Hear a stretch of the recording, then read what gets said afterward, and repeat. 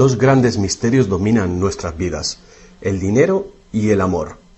¿Qué es el amor? Es una cuestión que ha sido largamente explorada en libros, en canciones, en películas y en televisión.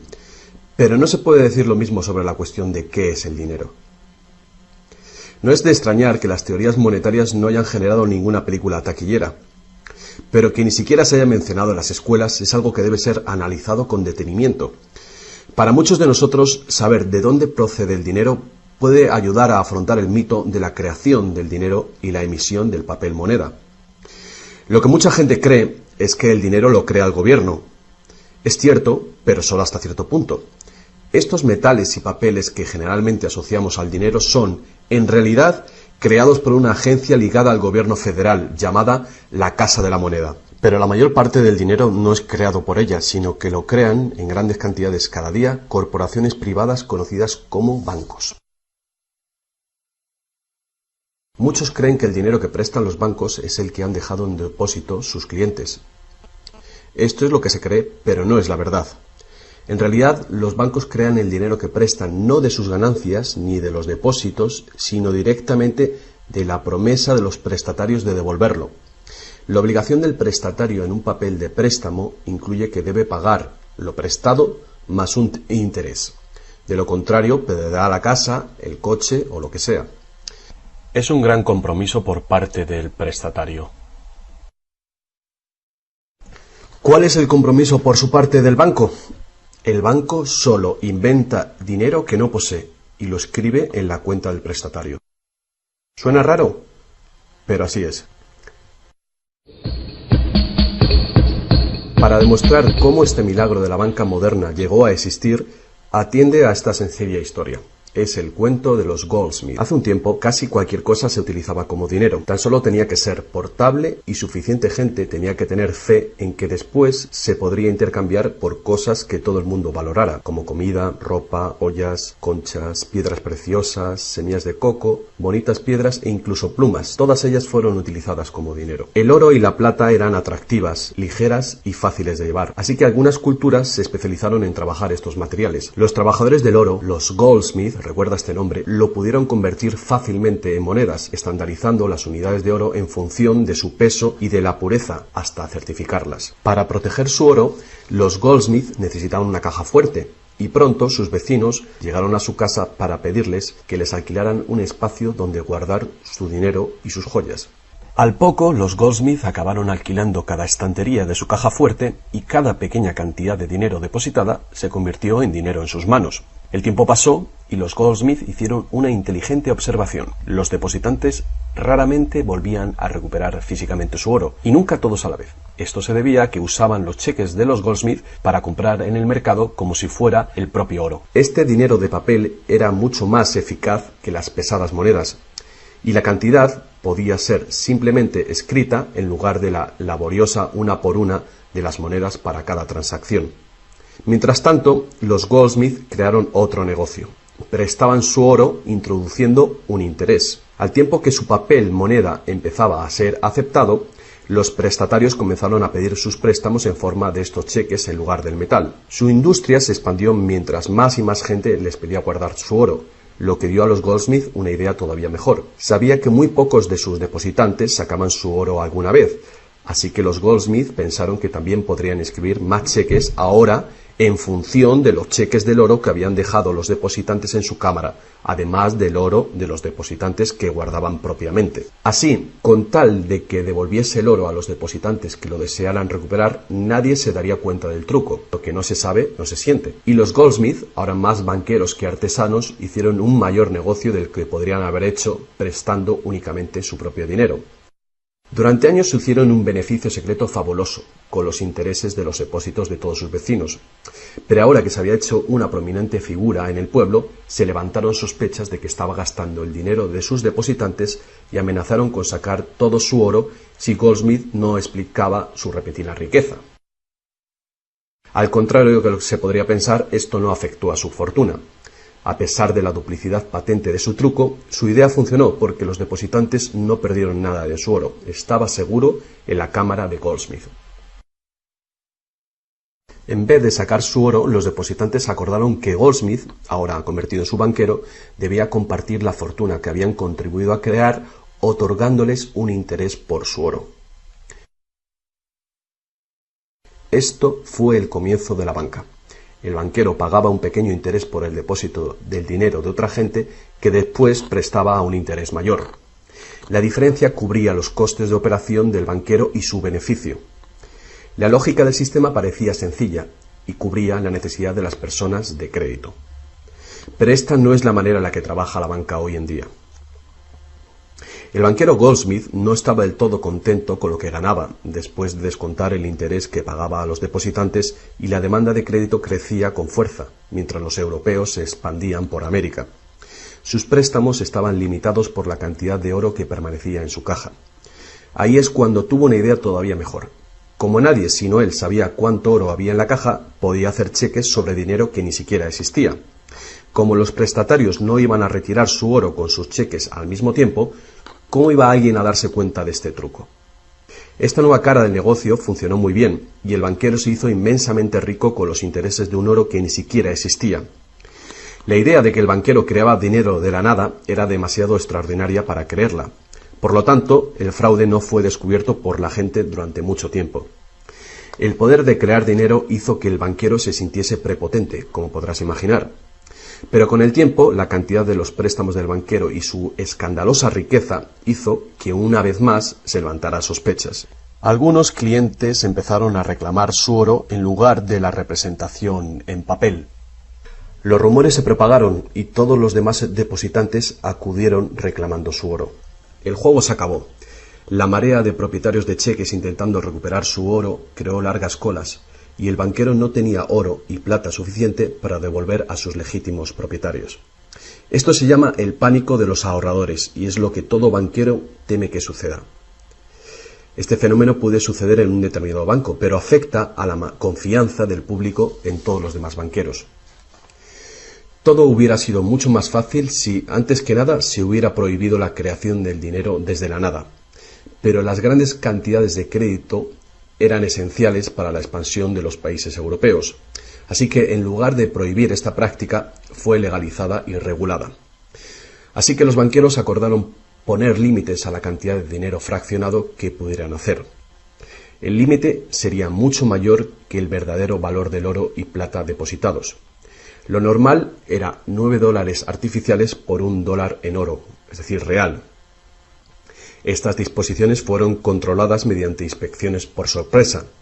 También se acordó que, en caso de un crack financiero, los bancos centrales apoyarían a los locales con inyecciones de dinero en oro. Solo si cracks en diferentes bancos al mismo tiempo se produjeran y la burbuja de créditos del Banco Central explotara, el sistema podría hacerse añicos y destruirse.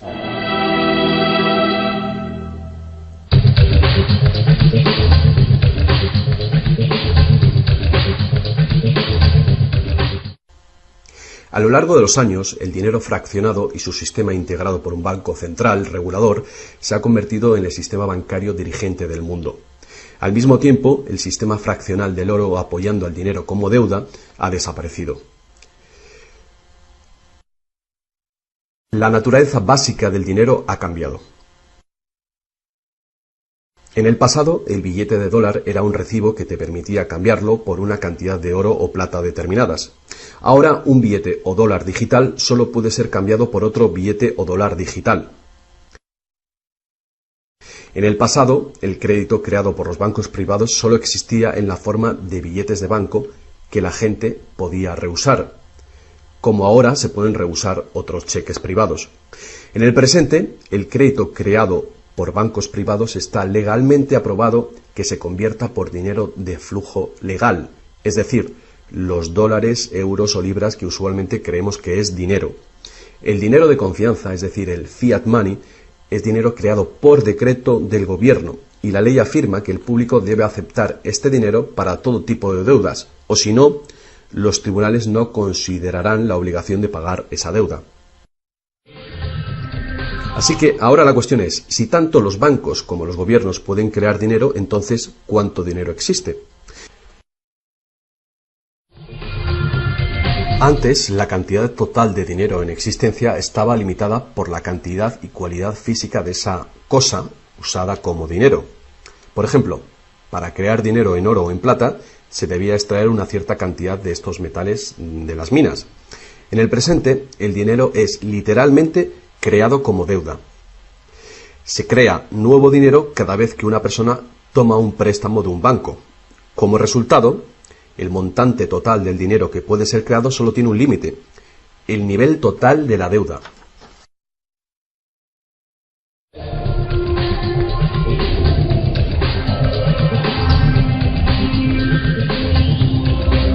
Los gobiernos ponen una disposición adicional para limitar la creación de dinero, imponiendo reglas conocidas como requerimientos fraccionales de la reserva.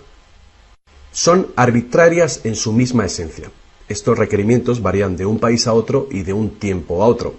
En el pasado se obligaba a los bancos a tener al menos $1 en oro por cada $10 creados. Hoy en día, la proporción ya no tiene relación con el dinero actualmente en depósito, sino con el dinero creado a su vez de la deuda creada sobre el dinero en depósito en el banco.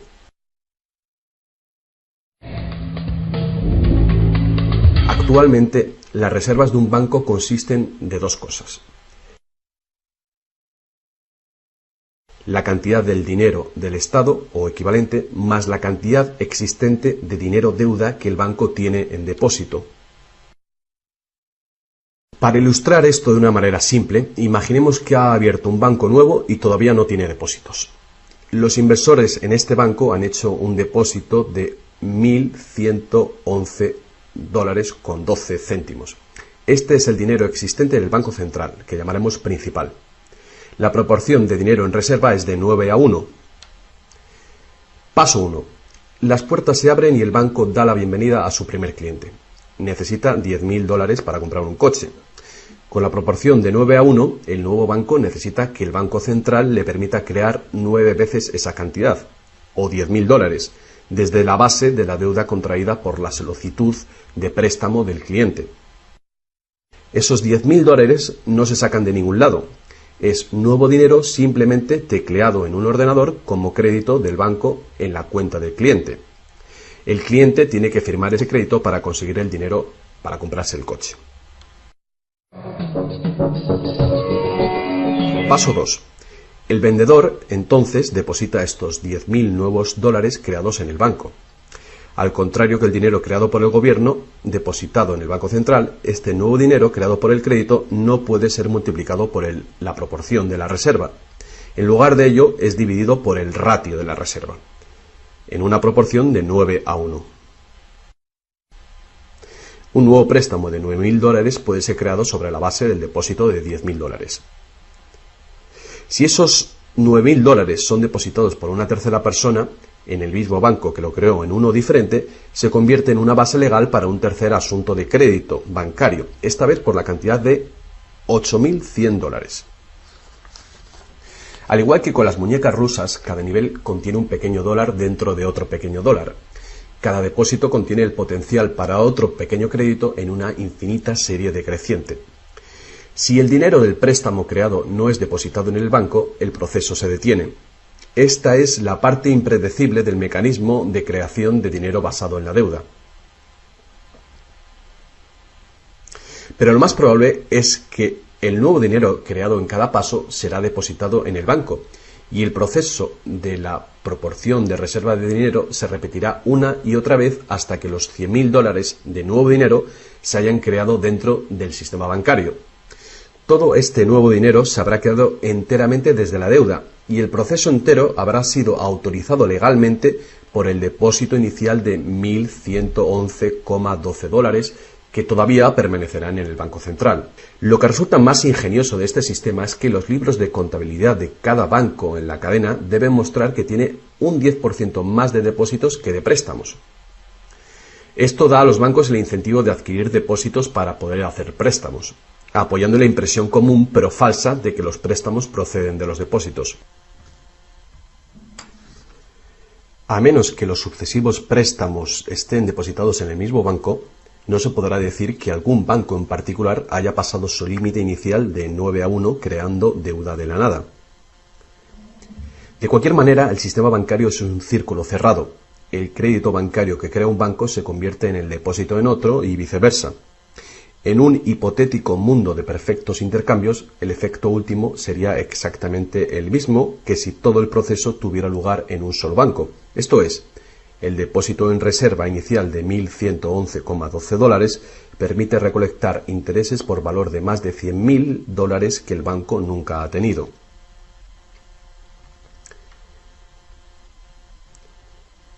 Si esto te resulta extraño, atiende esto.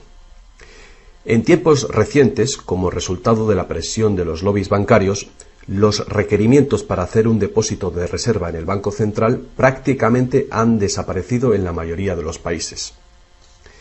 Y las proporciones de reserva pueden ser más altas que 9-1. Para algunas cuentas, 20-1 y para otras, 30-1 son comunes. E incluso más recientemente, usando tarifas para los préstamos y así aumentar los ratios de requerimientos de reservas de los clientes, los bancos ahora han encontrado una manera de eludir las limitaciones de los requerimientos de la reserva fraccionaria por completo. Así que cuando las reglas son complejas, el sentido común real es bastante simple. Los bancos pueden crear tanto dinero como nosotros podemos pedir prestado.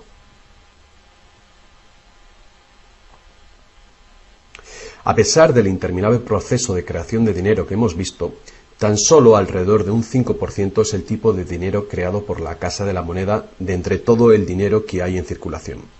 Más del 95% de todo el dinero en el mercado hoy ha sido creado por alguien firmando una solicitud de endeudamiento con un banco. Y lo que es más, este dinero bancario de crédito es creado y destruido en grandes cantidades cada día, según se conceden nuevos préstamos y los viejos son pagados.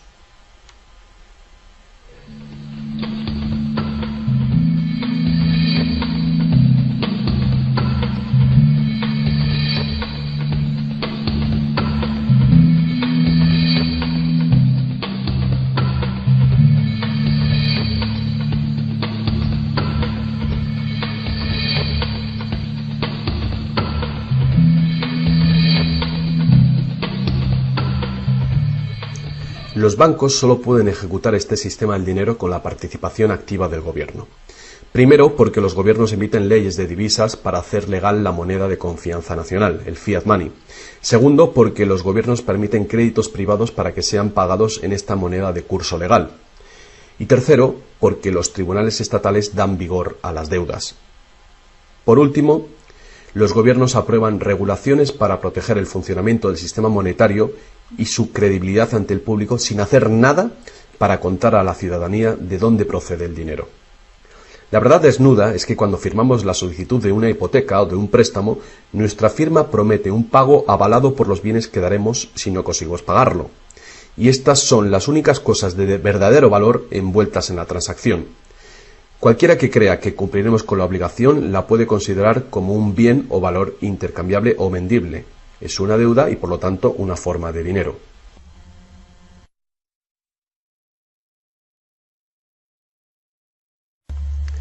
Es el dinero que el prestatario intercambia por lo que el banquero llama préstamo.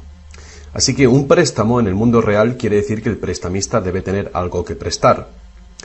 Si tú necesitas un martillo, prestarte la promesa de un martillo que no existe no te va a servir para nada. Pero en el artificial mundo del dinero, un banco promete prestar un dinero que no tiene y se le permite que sea aceptado como dinero. Y nosotros lo aceptamos así.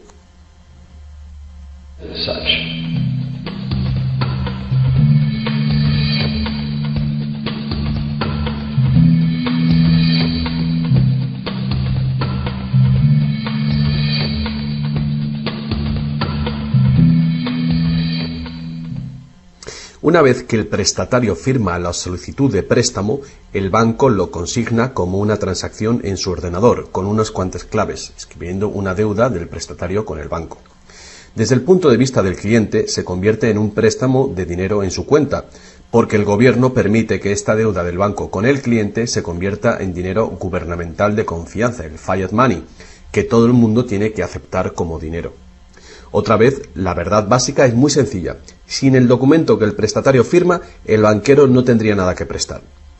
¿Alguna vez te has preguntado cómo todas las instituciones, el gobierno, las corporaciones, los pequeños negocios, las familias, pueden estar todos en deuda al mismo tiempo y por esas cantidades tan astronómicas? ¿Alguna vez te has preguntado cómo puede haber tanto dinero al mismo tiempo para prestar? Bien, ahora ya lo sabes. No lo hay. Los bancos no prestan dinero, simplemente lo crean de las deudas, y esa deuda es potencialmente ilimitada, tanto como la emisión de moneda. Y la situación opuesta también es verdadera. ¿No es asombroso que a pesar de la increíble riqueza de recursos, de innovaciones y productividad que nos rodean, casi todos, desde los gobiernos hasta las compañías y los individuos, estén en graves deudas con los banqueros? Si la gente se parara a pensar cómo esto puede suceder, ¿cómo puede ser que la gente que produce la verdadera riqueza en el mundo estén en deuda con aquellos que únicamente prestan el dinero que representa la riqueza? Todavía más alucinante es que una vez que te das cuenta de que el dinero en realidad es deuda, nos damos cuenta de que si no hubiera deuda, no habría dinero.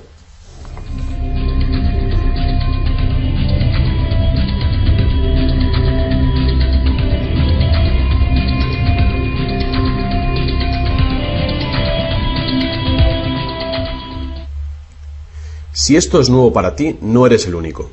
Mucha gente piensa que si todas las deudas se pagaran, el estado de la economía mejoraría. Es cierto a un nivel individual. Como tenemos más dinero para gastar cuando dejamos de pagar una deuda, pensamos que si todo el mundo pagara sus deudas, habría más dinero para gastar.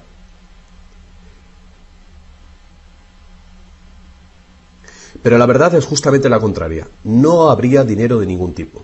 Así es. Somos totalmente dependientes de renovar continuamente el nivel de crédito bancario para que haya dinero en existencia. Sin préstamos no hay dinero, que fue justamente lo que pasó durante la Gran Depresión en Estados Unidos. El suministro de dinero se cortó drásticamente, al tiempo que los suministros de préstamos se cortaban.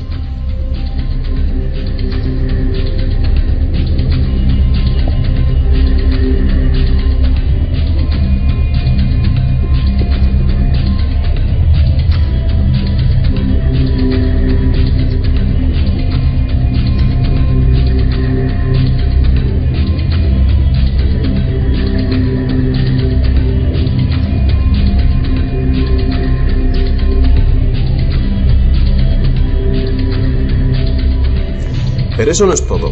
Los bancos solo crean la cantidad del dinero principal. No crean el dinero con el que pagar los intereses. ¿De dónde se supone que viene todo este dinero? El único lugar del cual los prestatarios pueden obtener el dinero para pagar los intereses es del total del dinero que hay en circulación. Pero resulta que casi todo ese dinero general ha sido creado de la misma manera. Es decir, como crédito bancario que tiene que ser pagado con más dinero de aquel con el que fue creado.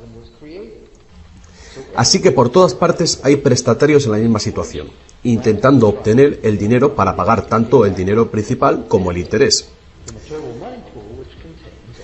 Desde un fondo original, la piscina, que solo tiene el dinero principal, es claramente imposible para cada uno pagar el dinero principal más los intereses, porque el dinero del interés no existe. Esto se puede expresar con una simple ecuación matemática. El gran problema aquí es que en caso de préstamos de largo plazo como hipotecas y deuda pública, el interés total excede mucho al dinero principal. Así que, a menos que un montón de nuevo dinero sea creado para pagar los intereses, es decir, un gran número de nuevas hipotecas, no podrá funcionar la economía. Para mantener una sociedad que funcione, la proporción de cancelaciones de deudas tiene que ser baja. Así que para conseguir esto, más y más dinero deuda tiene que ser creado para satisfacer la demanda de dinero con el fin de servir el interés de la deuda previa. Pero por supuesto, esto hace que el nivel de la deuda sea todavía mayor y que más intereses tengan que ser pagados, resultando en una escalable e imparable espiral de endeudamiento.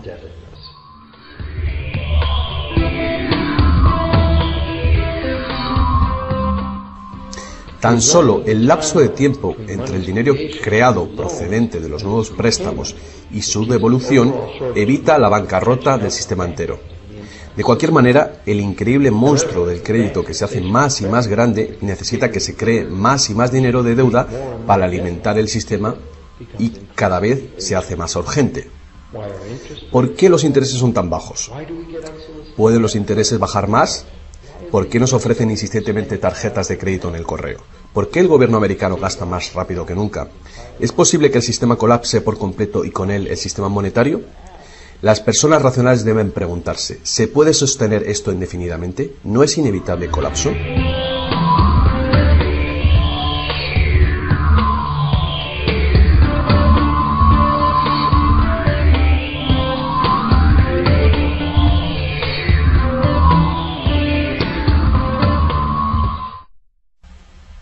El dinero facilita la producción y el intercambio de bienes. Cuando el suministro de dinero se incrementa, el dinero se convierte progresivamente en menos valioso, a menos que el volumen de intercambios y de suministro de dinero crezcan en la misma proporción. Hasta que nos damos cuenta de esto, cuando escuchamos que la economía crece a un 3% por año, creemos que lo hace en una constante regular, pero no es así. El 3% de este año representa un 3% más de intercambio de bienes y servicios que hace un año, porque es un 3% del nuevo total. En vez de una línea recta como imaginamos sobre las palabras, es una curva exponencial que es cada vez más inclinada. El problema, por supuesto, es que el crecimiento perpetuo de la economía real requiere un perpetuo y escalable uso de los recursos naturales. Más y más cosas tienen que ir desde los recursos naturales hasta los basureros cada año para evitar que el sistema colapse. ¿Qué podemos hacer ante esta terrorífica situación? Una cosa. Necesitamos un nuevo concepto del dinero. Es tiempo de que más gente se pregunte a sí misma y a sus gobiernos 4 preguntas muy simples. A lo largo del mundo, los gobiernos piden prestado dinero con interés a los bancos privados. La deuda del gobierno es un componente principal dentro de la deuda total. El pago de esos intereses hace que el gobierno tenga que cargar a los ciudadanos con más impuestos. Ahora que sabemos que los bancos simplemente crean el dinero que prestan, y que los gobiernos les han dado el permiso para hacerlo, la primera pregunta es, ¿por qué los gobiernos eligen pedir prestado a los bancos privados con interés cuando los propios gobiernos podían crear el dinero que necesitan sin ningún interés ellos mismos? Y la segunda gran cuestión es, ¿por qué se crea dinero como deuda? ¿Por qué no se crea dinero que circule permanentemente y que no tenga que ser represtado con intereses para existir? La tercera, ¿cómo puede un sistema monetario funcionar solamente con un crecimiento perpetuo y acelerado y poderse considerar una economía sostenible? ¿No es lógico que el crecimiento perpetuo y acelerado y la sostenibilidad sean incompatibles?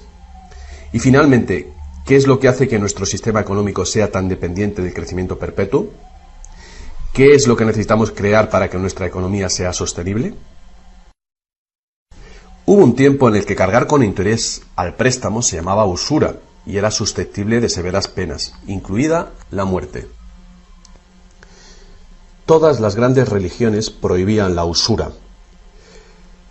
La mayoría de los argumentos contra la práctica de la usura eran morales. Se entendía que la única función legítima del dinero era la de ser un medio de intercambio de bienes y servicios. Cualquier manera de ganar dinero procedente del dinero se consideraba labor de un parásito o de un ladrón. Sin embargo, al tiempo que aumentaban las necesidades de crédito en el comercio, el argumento moral cedió paso al razonamiento de que prestar representa riesgo y pérdida de oportunidad para quien presta, y por lo tanto, cobrar por este coste era justo. Hoy en día, estas ideas parecen triviales. Actualmente, la idea de ganar dinero del dinero se considera la mejor ocupación que hay. ¿Para qué trabajar si tu dinero puede trabajar por ti? Sin embargo, para tener un futuro sostenible, queda claro que el cobro de interés es un problema moral y práctico al mismo tiempo. Imagínate una sociedad y una economía capaces de perdurar siglos porque en lugar de acaparar sus reservas capitales de energía, se autorrestringiera según sus ingresos actuales. Ya no cosecharía más madera que crezca en el mismo periodo. Toda la energía sería renovable, solar, eólica, gravitatoria, magnética, y las demás que se descubran. La sociedad se sostendría dentro de los límites de sus recursos, ya que reutilizaría o reciclaría todo y la población se mantendría. Tal sociedad no podría existir si estuviera dependiente de un sistema monetario que a su vez depende del crecimiento acelerado perpetuo. Tal economía sostenible necesitaría un sistema monetario también capaz de sostenerse sin crecimiento. Digamos que todo el dinero en circulación se representa por este círculo. Además, imaginemos que los prestadores de dinero también tienen dinero verdadero para prestar. Pero si algunas personas dentro del sistema empiezan a prestar dinero cobrando interés por ello, entonces su parte del suministro total del dinero aumentaría. Y si siguen prestando todo el dinero que se devuelva, cobrando siempre interés por ello, ¿cuál sería el inevitable resultado? Ya sea oro, dinero, confianza o de deuda, no importa, los prestadores de dinero acabarían con todo el dinero. Y después todos pasaríamos a estar en quiebra y ellos acabarían con toda la propiedad real. Solo si los beneficios de prestar dinero con interés fueran equitativamente distribuidos entre la población, se podría resolver este problema. Fuertes impuestos sobre los beneficios de los bancos podrían posibilitar este equilibrio, pero entonces no habría incentivo para los bancos. Si fuéramos capaces de liberarnos de la situación actual, podríamos imaginar la banca como un servicio social sin ánimo de lucro. Diseminando sus beneficios a la sociedad como un dividendo universal de los ciudadanos, prestando sin cobrar interés alguno.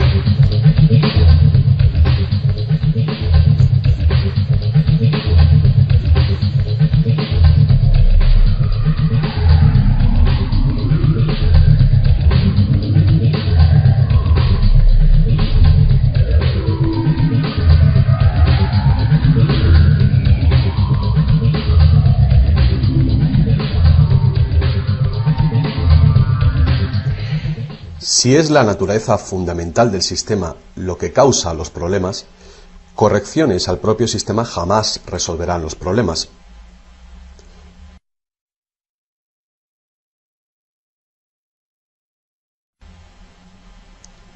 El sistema en sí debe ser reemplazado. Muchos críticos del sistema monetario hacen llamamientos a la vuelta al estándar del oro, insistiendo que el oro tiene una larga historia de confianza. Pero ignoran las muchas trampas que se puede hacer con el oro: limar las monedas, alterar el metal, monopolizar el mercado, todas prácticas habituales en la antigua Roma que contribuyeron a su caída. Algunos defienden la plata por ser más abundante que el oro y así más difícil de monopolizar. Muchos dudan de la idea de volver al uso de los metales preciosos en absoluto. Nadie quiere volver a llevar bultos de monedas para ir de compras. Es cierto que el dinero de papel, el plástico, el digital o más probablemente dinero de identidad biométrica tendría el mismo potencial de crear dinero de crédito sin límite, igual que tenemos ahora.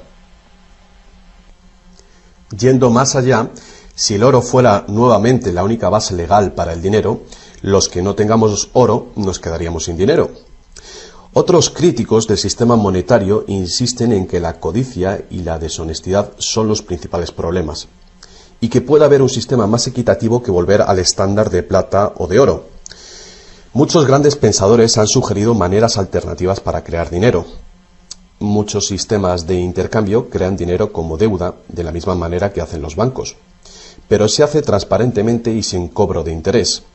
Por ejemplo, un sistema de trueque expresa la deuda como horas de trabajo, considerando el valor de todo trabajo igual y a la par con el dólar, y así permite que la hora de trabajo sea igualada con el precio del dólar de los bienes y servicios. Este tipo de sistema puede organizarlo cualquier persona capaz de gestionar la contabilidad. La preparación ahora de sistemas de trueque a nivel municipal sería prudente en previsión del inminente colapso del sistema actual. La reforma monetaria, al igual que la reforma electoral, es un tema muy polémico. Es una reforma que requiere una voluntad de cambio y de pensar fuera del cubículo habitual. La reforma monetaria, igual que la reforma electoral, no vendrá fácilmente, ya que los más privilegiados por el sistema existente actualmente harán todo lo posible para mantener sus ventajas. Ahora que hemos visto que el dinero es solo una idea y que en realidad el dinero puede ser cualquier cosa que concebimos, os presento un único sistema monetario para tu consideración. Este modelo está basado en sistemas que funcionaron bien en el pasado, sistemas en Inglaterra y en Estados Unidos que fueron destruidos por los banqueros Goldsmith con su sistema de reserva fraccional. Para crear una economía basada en dinero libre de interés, el dinero puede ser creado y gastado por el gobierno creando infraestructuras para la economía, tales como carreteras, puentes, ferrocarriles, puertos y mercados públicos. Este dinero no sería creado como deuda, sino como valor. Este valor serían las infraestructuras que pagaron con ello. Si este nuevo dinero proporciona más comercio, requiriendo su uso, no produciría inflación alguna. En el caso de que los gastos gubernamentales sí causaran devaluación o inflación, habría dos posibilidades para resolverlo. La inflación es equivalente a un impuesto plano sobre el dinero. No importa si el valor del dinero se devalúa en un 20% o si el gobierno nos quita con impuestos un 20%. El efecto en nuestro poder adquisitivo es el mismo. De esta manera, la inflación, en lugar de impuestos, podría ser políticamente aceptable con tal de que sea debidamente empleada. El gobierno podría contrarrestar la inflación recaudando impuestos y eliminando este dinero del mercado.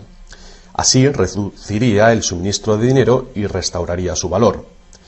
Para controlar la deflación, la caída de precios y sueldos, el gobierno sencillamente gastaría más dinero. Con la ausencia de la creación de dinero de deuda, el gobierno tendría más control del suministro del dinero del país y el público sabría a quién echar la culpa. Los gobiernos ascenderían y caerían según su capacidad para conservar el valor del dinero.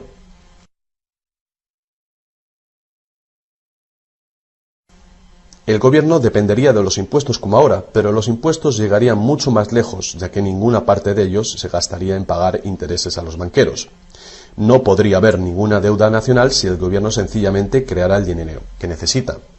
Nuestro perpetuo servicio a los bancos pagando la deuda dejaría de existir.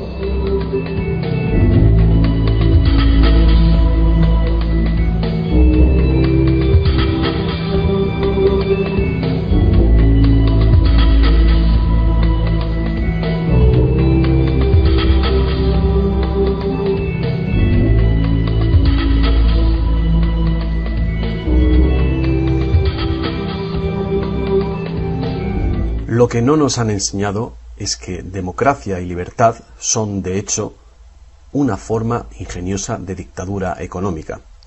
Mientras toda nuestra sociedad dependa de un suministro de crédito bancario para sus necesidades monetarias, los banqueros serán quienes deciden quién tendrá el dinero que se necesita y quién no. And who doesn't.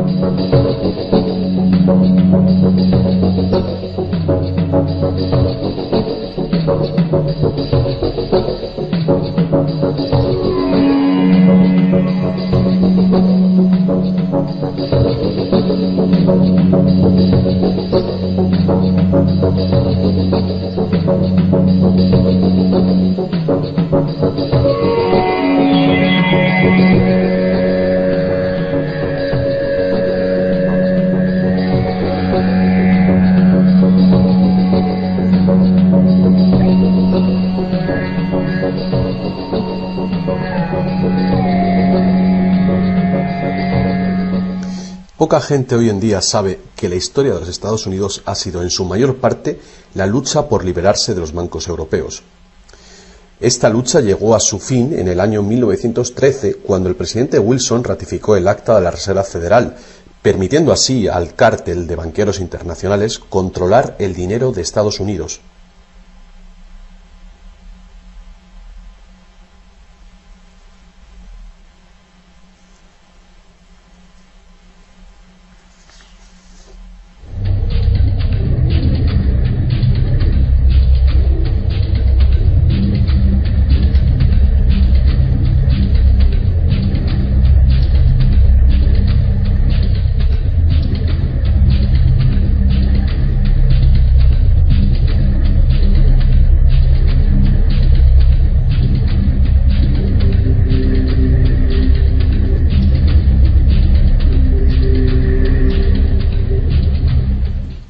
El poder de este sistema está profundamente integrado. También lo está el silencio del tema entre los medios de información y en la educación. Hace años, un primer ministro canadiense hizo una encuesta entre centenares de personas, no economistas, especialistas altamente formados y personas de a pie. La encuesta reveló que ni un solo encuestado tenía un conocimiento preciso de cómo se crea el dinero. De hecho, descubrió que hasta los empleados bancarios ni siquiera habían contemplado alguna vez el asunto. ¿Y tú? Have you?